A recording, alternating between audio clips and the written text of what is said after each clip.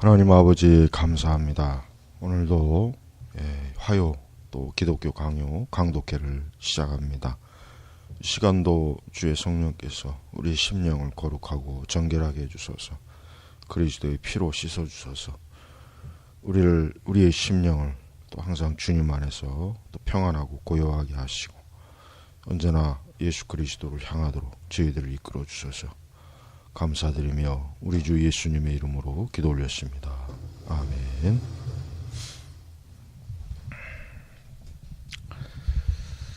자, 오늘은 기독교 강요 제13장 그리스도는 인간 육신의 참 본질을 취하셨다. 이 부분을 이제 들어가겠습니다. 그러니까 이 13장은 예수님의 이제 성육신에 관한 교리를 이제 칼빈 선생님이 이제 잘 아주 명확하게 이제 다루고 있습니다. 예수 그리스도의 그 인성은 굉장히 중요합니다. 왜냐하면 예수님께서 사람의 몸을 입으셨다는 것 자체가 그게 바로 하나님께서 이 땅에 친히 인간의 몸을 입으시고 이 땅에 오셨다는 것이고 또 구약의 그 많은 성도들이 참으로 자신들의 구원자 또 메시아가 오실 것이라고 하는 것에 대한 확증이기 때문에 이 교리는 아주 중요합니다. 그렇기 때문에 이 교리에 대해서 여전히 그릇된 교리를, 그러니까 잘못된 비성경적 교리를 가르치는 이단들이 지금도 계속 있습니다. 그러므로 우리가 이제 이 13장 그리스도는 인간 육신의 참 본질을 취하셨다. 이번 장을 좀 잘 저희가 공부를 해서 이 부분에 있어서 이제 앞으로 아주 명확하게 이해를 하면서 우리가 신앙생활 할 수 있는 좋은 시간이 되길 바랍니다. 자, 첫 번째 그리스도의 참된 인성에 대한 증거. 자, 그리스도의 신성은 분명하고 확고한 증거들에 의해 다른 곳에서 입증된 바 있다. 따라서 내가 오해하지 않는 한 여기서 다시 논의하는 것은 불필요한 일이 될 것이다. 그렇다면 남은 일은 우리의 육신을 입으신 그리스도가 어떻게 중보자의 직무를 수행하셨는지 살피는 일이다. 실제로 그리스도의 인성의 순전성은 오래전에 이미 마니교도들과 마르키온파에 의해 부인된 바 있다. 그렇습니다. 이게 초기 교회부터 초대 교회 아주 일찍부터 예수님의 인성에 대한 그런 그것을 믿자 그것을 이제 거부하는 그런 여러 이단 종파들이 있었죠. 그래서 대표적으로 마니교도들, 그다음 마르키온파. 마르키온파는 그리스도의 몸을 단순한 현현에 지나지 않는다고 상상했지만 마리 교도들은 그리스도가 천적인 육신을 부여받았다고 공상했다. 그러니까 마르키온파는 그냥 단순히 예수님의 외형, 그냥 하나의 껍데기, 그냥 하나의 그 실제적인 몸이라기보다는 그냥 하나의 어떤 신비적인, 그죠? 마치 우리의 육신의 몸을 입은 것 같은 뭐 그런 정도밖에 안 된다, 이렇게 얘기한 거고, 또 마니교도들은 예수님의 몸 자체에 대해서 우리 인간의 실제적인 몸, 그러한 몸이라기보다는 마치 어떤 초월적인 몸인 것이냐, 이제 그렇게, 그러니까 둘 다 좀 성경의 가르침하고 굉장히 거리가 먼 거예요. 그러나 성경의 수많은 강한 증거들은 이 둘을 모두 반대하고 있다. 왜냐하면 하늘의 후손이나 유령에게가 아니라, 그렇죠? 여기서 하늘의 후손, 그러니까 마치 무슨 뭐 천사처럼 그냥 아주 무슨 초월적인 몸. 근데 예수님의 몸은 초월적인 몸은 아니죠. 똑같이 배고프시고 피곤하시고 잠을 주무셔야 되고 우리의 육신의 모양과 똑같은 거예요. 슈퍼맨이 아니에요, 예수님은. 또 역시 유령, 아까 마르키오는 예수님의 몸이 마치 유령 같은 그러한 또 우리의 육체가 아닌 마치 어떤 유령이 껍데기를 뒤집어 씌운 것 같은 그런, 이게 둘 다 아니죠. 아브라함과 야곱의 씨에게 축복이 주어지게 될 것이라고 약속되어 있기 때문이다. 또한 영원한 보좌가 공중의 사람에게가 아니라 다윗의 후손과 그 허리에서 난 자에게 약속되어 있다. 예수님은 이렇게 아주 아브라함, 야곱, 다윗과 같은 실제적인 인간의 육신의 몸을 입은 실제적인 후손이어야 돼요. 그렇지 않으면은 안 되죠. 중보자의 그 자격이 안 되겠죠. 그러므로 그가 육신으로 나타나셨을 때 그는 아브라함과 다윗의 자손이라고 불렸다. 그렇죠. 실제적으로 아브라함과 다윗의 자손이죠. 그 마태복음 1장에 이제 보면은 그 예수님의 이제 그러니까 그 그리스도의 계보가 나오잖아요. 계보. 그 계보가 나온다는 의미는 뭐냐면 예수님께서 실제적으로 말 그대로 아브라함과 다윗의 후손이라고 하는 것을 증명하기 위한 목적으로 그 계보를 딱 넣은 거잖아요. 이것은 공중에서 창조되었지만 동정녀의 몸에서 태어났기 때문이 아니라 바울의 해석에 의하면 육신으로는 다윗의 혈통에서 나셨기 때문이다. 이와 비슷하게 동일한 사도가 다른 구절에서 그리스도는 유대인에게서 나셨다고 가르쳤다. 그렇습니다. 예수님은 유대인이에요. 유대인. 예수님은 아주 명확한 유대인으로 이 땅에 오셨다는 거. 예수님은 아브라함의 그 후손이어야 되기 때문에 다른 애굽인이나 갈대아인이나 무슨 시리아인이나 다른 혈통이면 안 되죠. 유대인이죠. 유대인. 이러한 이유로 주님 자신도 사랑이라는 이름에 만족하지 않고 사람이라는 이름에 만족하지 않고 종종 자신을 사람의 아들이라고 부르셨는데, 그러니까 인자, 그 대표적인 표현이죠. 이것은 자신이 참으로 인간의 씨에서 태어난 사람이라는 것을 보다 더 분명하게 설명하시려는 것을 뜻한다. 그러니까 예수님은 당신 자신이 적극적으로 자기는 인자, 사람의 아들이시다 라는 것을 숨기는 것이 아니라 오히려 적극적으로 드러내셨어요.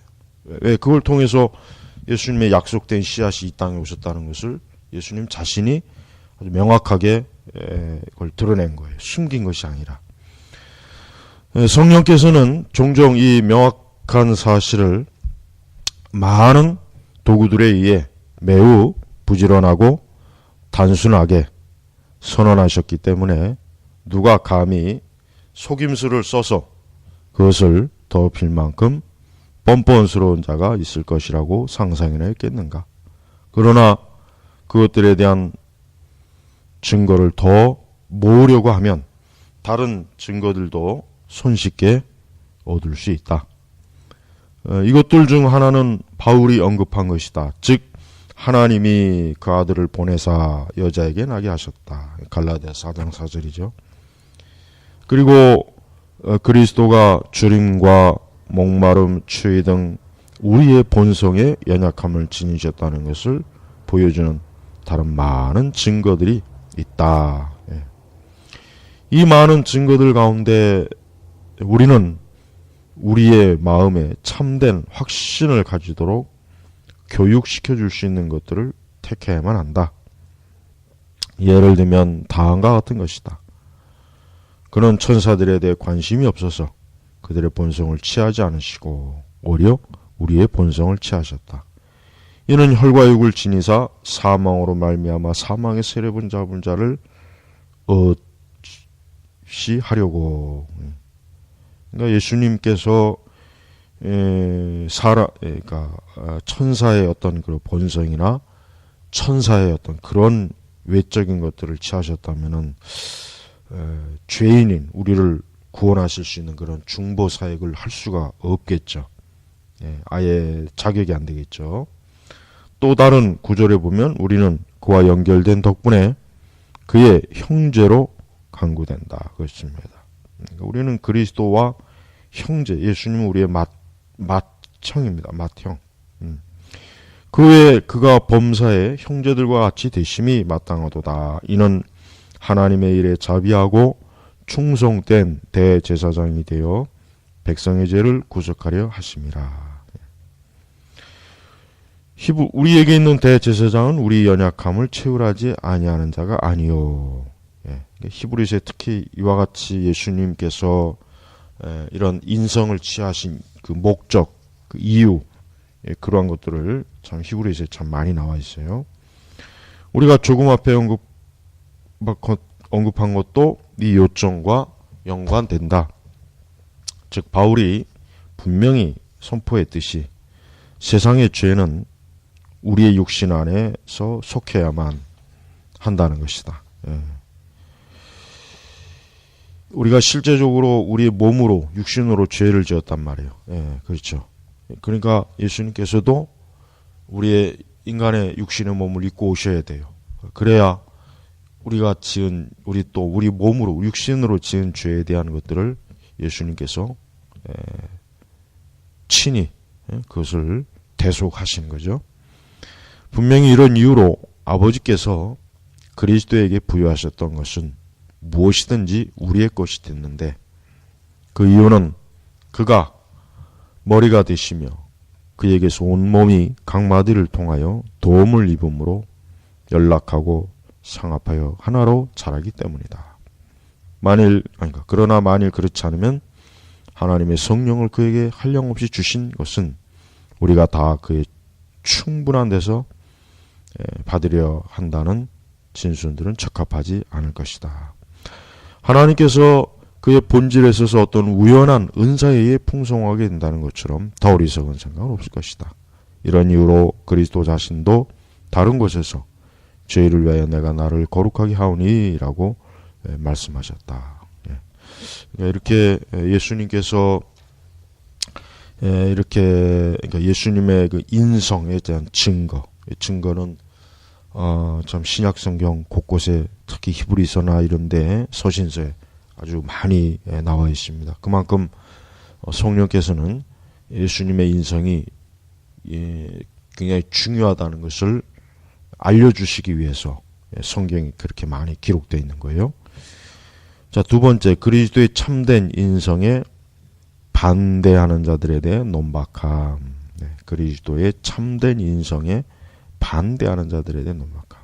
이제 여기서는 예수님의 인성에 대해서 반대하거나 부정하거나 그것을 왜곡하는 것들에 대해서 이제 논박하는 거예요.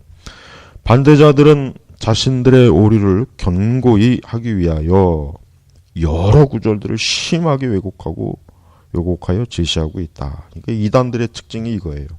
이단들의 특징은 하나님의 말씀을 왜곡합니다.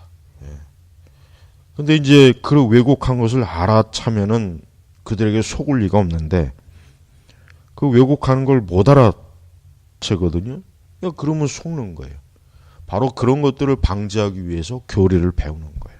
그러니까 오늘날 왜 이렇게 이단이 번성하고 왜 이렇게 참 교회를 다녔던 사람들이 왜 그렇게 이단에 많이 가는 이유가 뭐냐? 빠지는 이유가 뭐냐? 그 이단들이 성경의 말씀을 가지고 왜곡하는 것을 알아채지 못하는 거예요. 말 그대로 사기꾼이 사기를 치려면은 속여야죠. 그래서 속으면 그 사기가 성립이 되는 거고 안 속으면 그 사기는 성립이 안 되는 거예요. 똑같아요. 그러니까 이렇게 성경 구절들을 이렇게 왜곡할 때 그 성경 구절에 대해서 정확하게 알고 있다면 어떤 이 종류의 이단들이 와도 그들의 그 거짓 왜곡 그런 영적 사기를 눈치채고 그들에게 빠지지 않잖아요. 그러니까 그만큼 확실히 지금의 교회들은 말씀에 대한 참 가르침, 열심, 어떤 진지함, 또 교리적 이런 토대가 없기 때문에 뭐 이단들에게 있어서 사실 정말 어떻게 보면은 속수무책으로 당하고 있는 상황이에요. 그러니까 교회들마다 교리를 꼭 좀 가리켜야 돼요. 이렇게 칼빈의 기독교 강요를 가르치든지 아니면 웨스터민스터 제소유리 문답을 꾸준하게 가르치든지 하이델베르그 요리 문답을 꾸준하게 가르치든지 그 외 여러 신조들이 있단 말이에요. 그러니까 그런 것들을 체계적으로 꾸준하게 가르치면 얼마나 더 좋습니까? 또 그걸 통해서 어떠한 왜곡도 다 분별할 수 있고 그렇게 되면 이단은 자연적으로 무너지는 거예요. 우리가 이단을 무너뜨릴 수 있는 방법은 다른 게 없어요. 교회가 그러니까 정통 교회가 성경 교리를 꾸준하게 바르게 가르치면 되는 겁니다. 그러면 되는 건데 그거를 안 하니까 지금 항상 늘 이단이 늘 나와요. 늘 어떤 하나의 이단이 소멸돼도 또 다른 이단이 또 나오게 됩니다. 그러니까 이단은 세상 끝날까지 나오게 돼 있어요. 그러니까 교회는 하여튼 세상 끝날까지 주님 오시는 날까지 성경 말씀을 바르게 가르쳐야 됩니다. 그리고 내가 이미 입증한 내용들을 반대하기 위해 여러 가지 하찮은 궤변들을 제시하지만 아무것도 성취하지 못한다. 마르키오는 상상하기를 그리스도께서 사람들과 같이 되셨고 사람의 모양으로 나타나셨다는 바울의 말에 근거하여 그가 사람의 몸 대신에 환상, 유령. 여기 라틴어도 그렇지만 쉽게 얘기하면 예수님 마치 무슨 유령같이 형체를 취한 것이다. 마르키오는 그렇게 주장하는 거예요. 참 얼마나 참 말도 안 되죠. 그러나 그는 여기에서 바울이 의도한 바를 전적으로 간과하고 있다. 즉 바울은 여기에서 그리스도께서 어떤 종류의 몸을 취하셨는지를 가르치려고 의도하지 않은 것이다.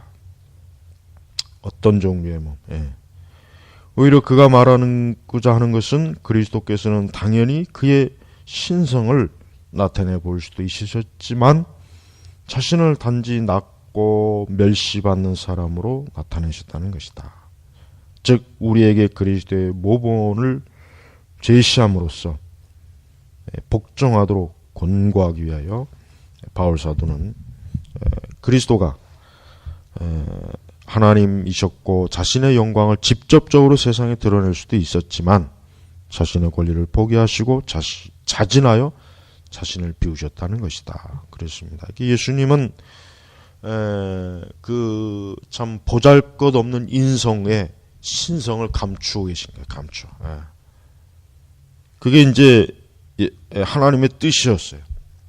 뭐 예수님께서 뭐 슈퍼맨처럼 그냥 어떤 그냥 막 굉장한 아주 탁월한 육체를 가지고 이 땅에서 메시아의 사역을 중보 사역을 감당한 것이 아니라 아주 보잘것없고 정말 참 비천한 그런 육신을 입고 오신 거예요. 그는 종의 형상을 취했으며 그런 비천함에 만족하셨고 그의 신성이 육신의 휘장으로 감춰진 것을 허락하셨다. 여기에서 바울은 실제적으로 그리스도께서 어떻게 나타나셨는지가 아니라 그가 어떻게 행동하셨는지를 가르치고 있다. 그렇습니다. 우리가 사복음서에 보면은 결국 예수님께서 어떻게 행하시는가에 대한 것들이 참 많이 나오잖아요. 전체 본문으로부터 우리가 쉽사리 추론할 수 있는 것은 그리스도께서는 자신을 비워 참으로 인간적인 본성을 취하셨다는 것이다.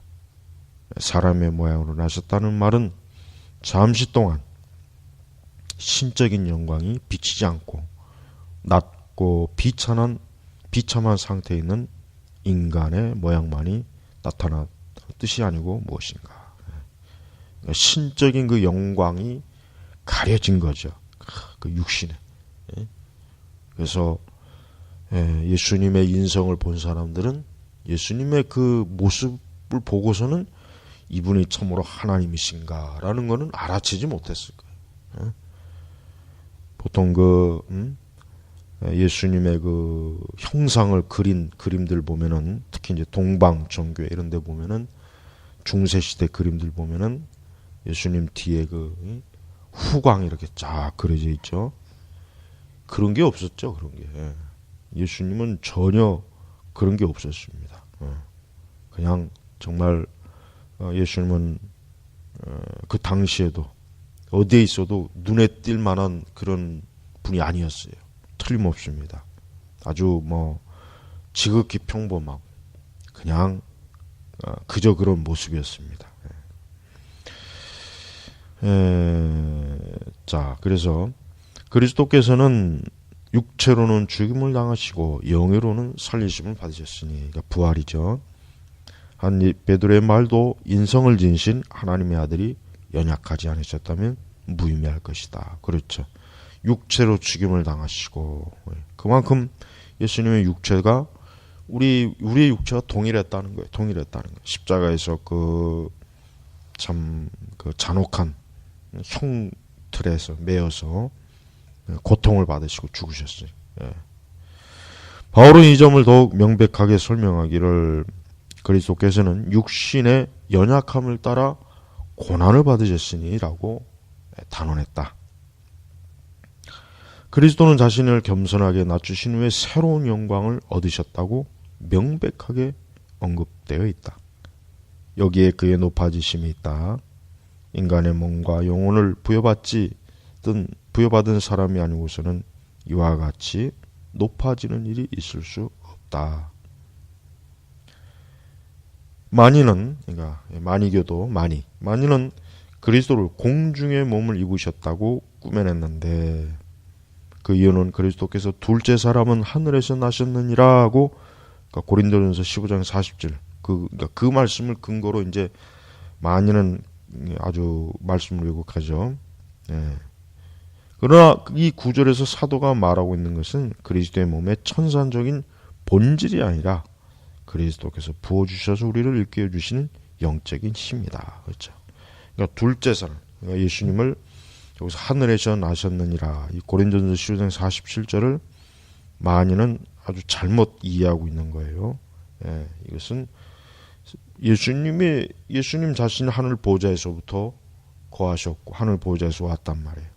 그러니까 그것을 얘기하는 거지, 마치 무슨 예수님의 몸 자체가 우리와는 다른 형태의 어떤 특별한 몸을 입고 오셨다는 식으로 그렇게 많이는 또 얘기합니다. 이제 그게 이제 잘못된 거예요. 그런데 우리가 살펴본 대로 베드로와 바울은 그 힘을 그리스도의 육체와 분리시켰다.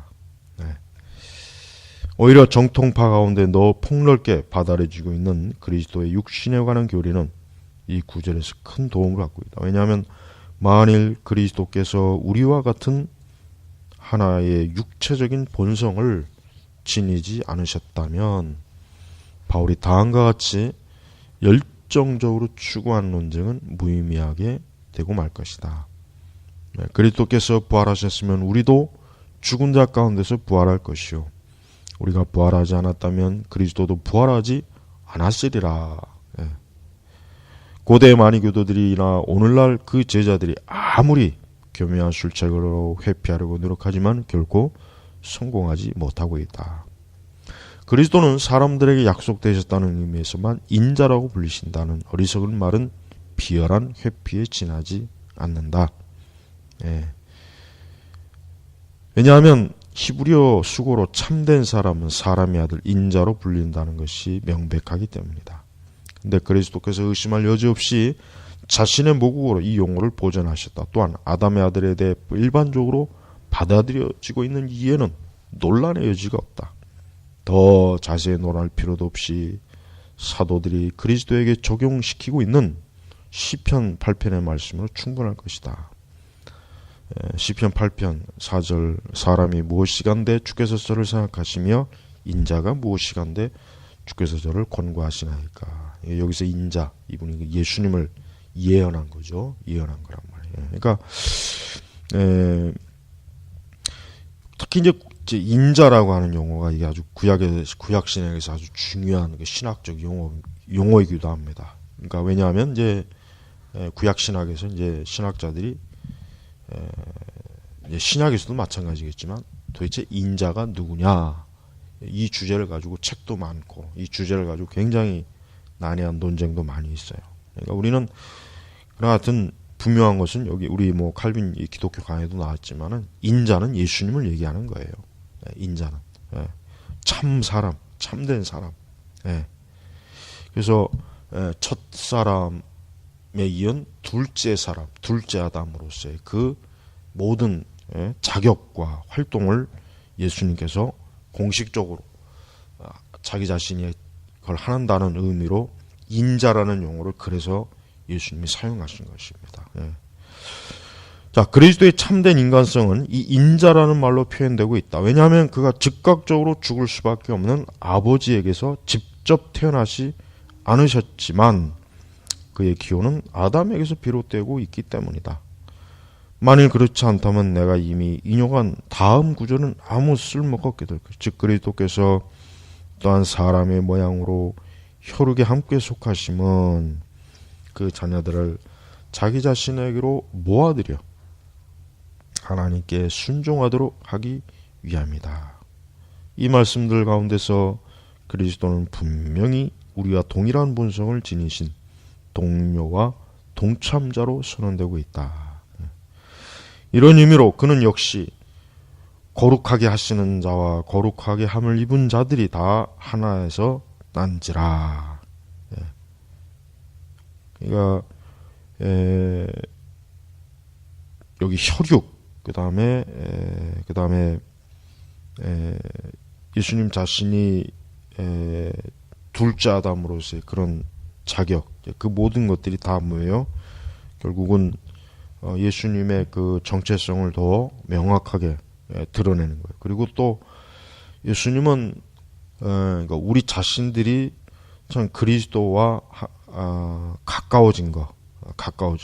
원래 죄인으로서 우리가 감히 어떻게 예수님과 가까워질 수가 있어요. 그러나 예수님은 친히 우리와 가까워지셨어요. 우리를 참 형제로 우리를 주님이 받아들여 주시단 말이에요. 이 거룩하게 하시는 자는 하나님, 즉 예수님 말한 거, 거룩하게 입은 자들은 다 뭡니까? 우리 성도를 표현하는 거예요. 히브리서 2장 11절. 자, 문맥상 이 표현은 본성을 공유한 것에 대해 언급하는 것인데, 그죠? 본성, 그러니까 인성. 왜냐하면 곧바로 그러므로 형제라 부르시기를 부끄러워 아니하시고 2장 11절. 그러니까 예수님과 우리는 형제예요, 형제. 맏형이에요, 예수님. 우리의 맏형. 참 엄청난 은혜를 입지 않았습니까, 우리가?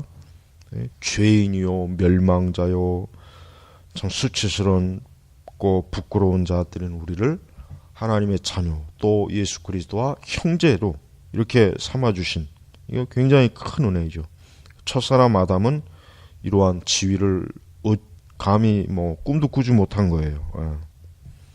그가 이전에 믿은 자들은 하나님에게서 났다고 말했는데 이와 같이 크게 존귀 여김을 받는 자들을 부끄러워해야 한 이유가 어디에 있는가? 그러나 그리스도께서 그의 무한한 은혜로 낮고 비천한 사람들과 결합하시기 때문에 그는 부끄러워하지 아니하셨다. 그러니까 예수님 자신이 스스로 낮아지시고 비천하시고 우리 죄인들과 함께 하시는 그 일을 예수님 자신이 부끄러워하지 아니한 거예요. 그러니까 하나님의 그 영광스러운 참 하나님의 아들 예수님께서 얼마만큼 낮아지셨는지 참 알 수가 있는 거죠. 더욱이 그들은 반론을 제기하기를 이런 식으로 불경한 자들도 그리스도의 형제가 될 수 있을 것이라고 한다. 그러나 이러한 반론은 근거가 없다. 왜냐하면 우리는 하나님의 자녀가 혈과 육으로 나는 것이 아니라 믿음을 통해 성령으로 나는 것임을 알기 때문이다. 그러므로 육신만으로는 형제 관계가 성립되지 않는다. 그렇죠? 영적인 거죠. 영적인 거죠. 혈과 육이 아니죠. 영적인 거. 성령 안에서 성령으로. 사도는 오직 믿는 자들만이 그리스도와 하나가 되는 영예를 얻는다고 했지만 그렇다고 해서 믿지 않는 자들이 동일한 근원에서 나지 않은 것은 아니다. 예를 들어 그리스도께서 사람이 되신 것은 우리를 하나님의 자녀로 만드시기 위함이라고 우리가 말할 때에 이러한 표현은 모든 사람에게 적용되는 것은 아니다. 그렇죠. 그냥 모든 사람이 자동적으로 하나님의 자녀가 된 게 아니죠. 그게 아니죠. 왜냐하면 믿음이 중간에 개입하여 우리를 그리스도의 몸에 영적으로 접붙여 주기 때문이다. 그렇습니다. 모든 사람이 그냥 자동적으로 하나님의 자녀가 되고 자동적으로 그리스도와 함께하는 게 아니에요. 믿음, 참 성령의 은사인 성령의 그 역사의 현상인 믿음을 통해서 접붙여지는 거예요. 우리 사람, 우리 구원받은 자. 또한 그들은 맏아들이라는 표현에 대해 서투른 논쟁을 불러일으키려고 한다. 그들은 그리스도가 형제 중에 맏아들, 로마서 8장 29절. 제가 아까 이 맏형이라고 표현한 게 바로 이걸 얘기하는 거예요.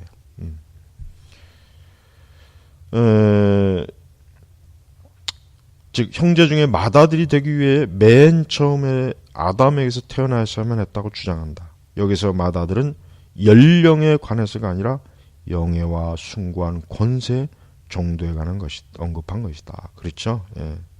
예수님께서 로마서 이 표현 의미가 바로 어떤 나이 그게 아니라 영예, 숭고한 권세. 그러니까 우리를 참 예수님이 우리의 그 구속주로서의 그 영광스러움, 그 권능, 권세, 바로 이거를 나타내기 위해서 바울은 성령께서 바울을 통해서 형제 중에 맏아들이다 이렇게 표현합니다. 그들은 그리스도께서 천사가 아닌 인간의 몸을 취하시지 않았는데 이는 그가 인류를 은혜 속으로 받아들이셨음을 의미하는 것이라고 떠들고 있지만 이것은 별로 설득력이 없다. 바울은 그리스도께서 우리에게 부여해 주신 영예를 높이려고 우리를 천사들과 비교하며 이런 점에 있어서 우리를 천사보다 더 귀히 여기신다고 말했다. 만일 우리가 모세의 증언, 즉 여자의 후손이 뱀의 머리를 깨뜨릴 것이라는 것을 세심하게 따져본다면 이에 대한 논쟁은 해결될 것이다. 여기서 여자의 후손은 예수님이죠. 아주. 왜냐하면 거기서 있는 진수는 그리스도뿐 아니라 전체 인류와 연관되어 있기 때문이다. 우리는 그리스도를 통해 승리를 얻어야만 하기 때문에 하나님께서 일반적인 용어로 여자의 후손이 마귀를 이길 것임을 선언하셨다. 그러니까 이미 이길 것임을 선언한 거죠. 이길지 모른다. 이길지 그걸 우리 알 수 없다. 이게 아니라 이미 사실은 그리스도의 승리가 이미 창세기에 벌써 선언된 거예요. 선포된 거예요. 그러니까 마귀는 절대 예수님을 절대 하나님을 이길 수가 없습니다. 교회를 이길 수가 없어요. 왜? 이미 마귀는 벌써 심판 무너졌다는 것이 이미 벌써 창세기 벌써 이미 다 선언되어 있기 때문에 이것은 정해진 거예요. 이것을 뒤집힐 일이 없어요. 따라서 그리스도는 인류에게서 나으셔야만 했는데 그 이유는 하나님께서 하와에게 이 말씀하신 것은 그녀로 하여금 절망에 빠지지 않고 소망을 갖도록 하기 위함입니다. 그러니까 하나님께서 이제 아담과 하와가 범죄하고 저들이 이제 에덴 동산에 있을 때 그 영광스러운 지위도 상실되고, 그렇지만 그런 이들을 하나님께서 버리신 것이 아니라 오히려 이런 이 복음, 이 복음의 이 소망을 오히려 굳게 넣어주신 거예요. 자, 세 번째, 동정녀 마리아를 통한 그리스도의 혈통. 불합리함이 드러남. 자, 세 번째입니다. 우리의 대적자들은 그리스도가 아브라함의 씨요 다윗 허리에서 난 열매라는 증언들을 어리석고 사악하게 풍유로 얽매인다. 만일 씨라는 단어가 풍유적으로 사용되는 것이라면 바울은 아브라함 자손들 가운데서 구속자들은 많이 있지 않고 오직 그리스도 한 분뿐이라고 분명하면서도 솔직하게 말했을 때 이 점에 대해 계속 침묵을 지키지는 않았을 것이다. 씨, 이 씨는 여럿이 아니라 단 하나예요. 하나. 또한 그들은 그리스도께서 다윗의 자손이라고 불리신 것은 다만 그가 약속되었다가 마침내 자신의 때가 되어 나타나셨기 때문이라고 주장하는데 그것은 한낱 헛된 소리에 지나지 않는다. 바울은 그리스도를 다윗의 자손이라고 부르면서 곧바로 육신으로는 이라는 말을 덧붙임으로써 그는 분명히 그리스도의 인성을 지칭하는 것을 보여준다. 그렇죠. 그러니까 성경은 예수님의 그 인성에 대해서 아주 뚜렷하고 명확하게 딱 드러내요. 왜냐하면 이게 굉장히 중요하니까. 이게 바로 약속의 씨, 이게 바로 하나님께서 아까 이제 아담에게도 예언하셨고, 아브라함에게도 예언하셨고, 다윗에게도 예언하셨고, 바로 그 예언된 그분은 반드시 육신으로 이 땅에 오셔야 돼요. 만약에 육신으로 이 땅에 오지 않으면 그건 메시아가 아닙니다. 절대 메시아가 될 수 없어요. 자, 그래 9장에서도 바울은 그리스도를 찬양받으신 하나님이라고 부르고 나서 별도로 육신으로 하면 유대인의 후손이라고 단언했다. 로마서 9장 5절이죠. 근데 만일 그가 참으로 다윗의 씨로 태어나지 않으셨다면 그를 태중의 아이라고 하는 것은 무의미한 것이 아닌가. 그리고 내 몸의 소생을 내 왕의 자리에 들지라. 이 약속은 어떻게 될 것인가. 그런데 그들은 마태복음에 있는 그리스도의 족보에 대해서도 궤변적인 논리를 펴고 있다. 마태는 마리아가 아닌 요셉의 조상들을 열거했다. 마태는 당시에 잘 알려진 일을 언급했기 때문에 요셉이 다윗의 씨에서 나왔다는 것을 보여주는 것만으로 충분하다고 생각했다. 그렇죠. 마리아가 요셉과 같은 가문에서 나왔다는 것은 너무나도 분명하기 때문이다. 그러니까 마리아와 요셉은 같은 가문이에요. 다윗의 가문. 근데 누가는 이 사실에 대해 더욱 강조하면서 그리스도가 마련해 준 구원은 모든 인류에게 공통적임을 가르쳤다. 왜냐하면 구원의 창시자이신 그리스도는 우리 모두의 공통적인 조상인 아담에게서 태어났기 때문이다. 그렇죠. 결국 모든 인류는 다 아담의 혈통이잖아요. 아담. 누구를 막느라고. 그 하와도 아담의 갈빗대를 치서 하나님 만드셨죠. 그리스도께서 동정녀에게 태어나셨다만 그가 다윗의 자손이시라는 사실을 족보를 통해 충분히 추측할 수 있다는 것은 아닌지 않아. 그러나 신마리키온파, 그러니까 마리키온파에서 갈라져 나온 또 이제 새로운 마르키온파, 마르시온, 또 마르키온. 이들은 자신들의 오를 감추기 위해 즉 그리스도께서는 무로부터 그의 몸을 취하셨다는 것을 입증하기 위하여 여자에게는 씨가 없다고 거만하게 주장한다. 이렇게 해서 그들은 자연의 원리를까지 뒤집어 버리고 만다. 그러니까 하여튼 이 마르시오는 예수님께서 정상적인 예수님이 인성을 취하신 거를 어떻게든 부정하려고 애를 쓰는 거예요. 그래서 자꾸 이런 궤변을 떠는 거죠. 예수님께서 정상적으로 동정녀 마리아의 태에서 잉태되으시고 이 땅에는 오신 거. 그러니까 요걸 어떻게든 하여튼 부정하려고 아주 항상 이렇게 궤변을 부려요. 그러나 이것은 신학적인 문제는 아니며 또한 그들이 제시하는 이유들도 너무 하찮은 것이어서 별 어려움 없이 반복될 수 있다. 따라서 나는 철학과 의학에 속한 문제들에서는 언급하지 않으려 한다. 단지 그들이 성경을 인용하여 반론을 제기하는 것에 대해 반박하는 것만으로 충분하다. 그들에 의하면 아론과 여호야다는 유다 지파에서 아내를 택했는데 만일 여자들이 출생의 씨를 가지고 있다면 지파들 사이에 구분하는 것은 매우 혼란스러울 것이라고 한다. 이 해결책은 모든 족보에도 폭넓게 적용된다. 성경에서 사람의 이름을 열거할 때는 종종 남자들의 이름만 기록되고 있다. 그러면 우리는 여자들은 아무것도 아니라고 말해야 하는가? 아니다. 여자들은 남자들이라는 말씀에 포함된다는 것은 어린아이들도 알고 있다. 여자들이 남자들에게 자녀를 낳아준다고 말하는 것은 가족의 성은 언제나 남자들의 것이 사용되기 때문이다. 자녀들은 그의 아버지 지혜에 따라 존귀하게 혹은 비천하게 간주되는 사실에서 남성의 우월성이 드러난다. 그러나 법률가들은 노예인 경우에 있어서도 그와 반대로 자손은 태를 따른다고 말한다. 그러므로 이 사실의 근거에 우리는 어머니의 씨에서 자손이 생겨났다고 말할 수 있다. 왜냐하면 어머니들은 생산자들이라고 부르는 것이 오랫동안 여러 국가들의 공통적인 습관이었기 때문이다. 예, 그렇죠. 이건 뭐 동서양 공소고금 어디나 마찬가지예요. 이것은 하나님의 법과도 일치하는데 만일 그렇지 않다면 외삼촌과 그 조카 딸을 근친관계로 보고 결혼을 금지시키는 것이 잘못된 일이 되고 말 것이다.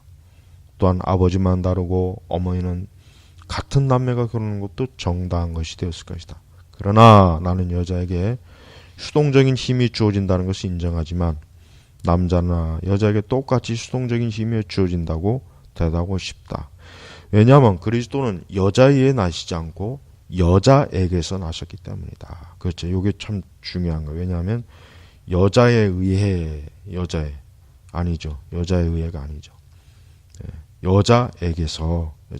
그러니까 하나님께서는 하나님 아들 예수님을 이 땅에 오게 하시는 데 있어서 말 그대로 마리아의 태를 빌린 거예요. 빌린 거. 마리아의 태를 빌려서 이 땅에 오신 거지. 마리아 자체나 아니면 요셉과 마리아가 예수님을 잉태해서 마리아가 스스로 생산한 게 아니다. 아주 중요한 구분해야 돼요. 그런데 그 부류들 중에 어떤 자는 염치 없이 악의적으로 묻기를 그러면 우리가 말하고 있는 것이 처녀의 열경의 씨에서 태어났다는 것이 뜻이냐라고 한다. 오히려 나는 그들에게 그렇다면 그리스도가 그 어머니의 피와 결합되지 않았느냐고 되물을 것이며 그들은 이 점을 인정하지 않을 수 없을 것이다. 그렇죠. 자, 계속합니다. 자, 그러므로 마태의 말에 쉽사리 추론할 수 있는 것은 그리스도는 마리아에게서 태어나셨으므로 그녀의 씨에서 생산된 것이며 이것은 보아스가 라합에게서 태어났다는 말한 것과 비슷한 출생을 의미하는 것 같다는 것이다. 그리고 마태는 여기서 동정녀를 그리스도 나온 통로로 묘사하지 않고 오히려 그리스도께서 그녀를 통해 다윗의 후손에게 태어나셨다고 진술함으로 이 놀라운 출생 방법을 보통의 방법과 구별했다. 그렇죠. 이삭은 아브라함에게서, 솔로몬은 다윗에게서, 그리고 요셉은 야곱에게서 난 것과 동일한 방식으로 그리스도께서도 그의 어머니의 씨에서 나셨다고 언급되었다. 왜냐하면 복음서 기자는 다윗의 말들을 그렇게 배열했기 때문이다. 그의 목적은 그리스도께서 다윗에게서 기원되셨다는 것을 입증하는 데 있으므로 그는 이 한 가지 사실, 즉 그리스도는 마리아에게서 태어나셨다는 것에 만족했다. 이 사실로 미뤄볼 때 그는 마리아는 요셉과 연관되어 있다는 것이 일반적으로 인정되는 것으로 취급했음이 분명하다. 우리는 예수님께서 이렇게 마리아의 태를 통해서 또 빌려서 또 마리아에게서 이 땅에 예수님이 오셨단 말이에요. 그러나 우리는 성경의 기록을 이제 보면 알지만 이제 그러한 것들에 대한 이해가 참 조심스러워야 돼요. 우선 요셉은 마리아와 비록 결혼한 사이고 정혼한 사이지만 요셉은 예수님이 태어나는 데 있어서 요셉의 씨는 전혀 거기에 섞이지 않은 거예요. 예수님은 진짜 말 그대로 성령으로 잉태했다는 말이 가장 정확하고 우리가 그 말을 쓰는 게 가장 좋습니다. 왜냐하면 공연히 우리가 예수님의 그 잉태에 대해서 우리 스스로 고안해내거나 상상해낸 말을 자꾸 섞이게 되면은 아주 심각한 오류에 빠질 수가 있어요. 그래서 우리가 예수님은 동정녀 마리아를 통해서 이 땅에 오셨는데, 예수님은 우리 그 방식 자체는 우리하고 똑같은 거예요. 왜냐하면 우리도 역시 어머니의 태에서, 어머니의 자궁에서 우리가 잉태되고 우리가 이 땅에 나오는 거잖아요. 예수님도 동일한 방식으로 이 땅에 오신 거예요. 다만 그분은 성령으로 잉태된 거예요. 지금 칼빈이 여기서 말하는 것은 바로 이제 그걸 얘기한 거라고 보면 여러분 이해하면 될 것입니다. 그래서 우리가 이렇게 그리스도의 탄생, 그리스도의 마리아를 통한 잉태, 이 땅에 오심, 이 출생, 이 모든 것들이 참 하나님께서 아주 신비스럽고 또 어떤 부분은 우리가 이해할 수 없는 부분이죠. 어떻게 성령으로 잉태되었는가? 이건 우리가 이해할 수 있는 문제가 아니라 이건 믿어야 되는 문제. 그러니까 우리는 오늘 이제 칼빈이 다룬 이런 부분, 그러니까 그리스도는 분명히 사람의 혈통, 인성을 가지시고 이 땅에 우리와 동일한 방식으로 이 땅에 오셨다. 그러나 그분은 타락한 어떤 인간의 피가 섞인 분이 아니라 그분은 순전한 하나님의 성령으로 마리아에게서 잉태되어 이 땅에 그 방식으로 오셨다는 것. 바로 이제 이렇게 우리가 알고 있으면은 참 가장 핵심적으로 정확하게 아는 것이 됩니다. 그래서 이제 다음 시간은 이제는 네 번째 참사람, 그러나 죄가 없으신 참사람, 그러나 영원하신 하나님. 아주 굉장히 중요한 겁니다. 다음 주 이 4장은 이거는 이제 다음 주에 한번 해보겠습니다.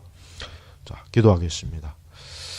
하나님 아버지 감사합니다. 예수 그리스도의 그 성육신, 하나님의 아들 예수님께서 참 천하고 미천한 보잘것없는 이 사람의 몸을 입으시고 이 땅에 오신 이 모든 성경의 말씀, 이 교리를 저희가 아주 중요하게 여기고 잘 이해해서 우리의 신앙과 믿음이 하나님께서 가르쳐 주신 계시하신 그 말씀 그대로 믿는 신앙이 되도록 인도하옵소서. 감사하며 예수님의 이름으로 기도 올렸습니다.